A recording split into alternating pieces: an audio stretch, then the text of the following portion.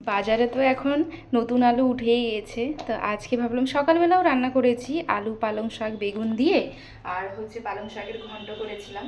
তো এখন রাত্রেবেলা কি খাবে, তো ও বললো যে আলু ভাজা করো একটু লাল লাল করে। তো একদম পাতলা পাতলা করে কেটে নিয়েছি, এর চেয়েও পাতলা কাটা যায়, তবে আমি এইভাবেই কেটেছি। আর এদিকে এই যে আটা মেখে রেডি, তাওয়াটাও গরম হয়ে গেছে, এদিকে কড়াইতে তেলও গরম হয়ে গেছে। আলু ভাজা হবে, তার সঙ্গে হচ্ছে রুটি। তো শুকনা লঙ্কা আর হচ্ছে কালো জিরে ফোড়নে দিলাম, আর কিছুই দিব না, লবণ হলুদ দিয়ে লাল লাল করে ভেজে নেব। আপনাদের কার কার এই কালো জিরে হচ্ছে আলু ভাজা খেতে ভালো লাগে ফ্রাই করে, আমাকে কমেন্টে অবশ্যই জানাবেন। কোনো রকম পেঁয়াজ দিতে না করছে, যার জন্য নতুন আলু দিয়ে হবে আলু ভাজা, তার সঙ্গে রুটি। আর দুপুরবেলার ওই যে পালং শাকের ঘন্টটা রয়েছেই।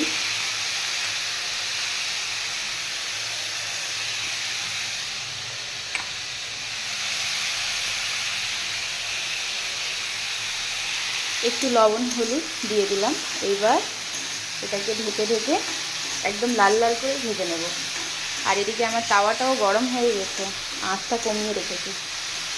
একসঙ্গেই রান্না করে নেব রাতের ডিনার। আপনাদের কী কী রান্না হয়েছে রাতের ডিনারের মেনুটা আমাকে কমেন্টে অবশ্যই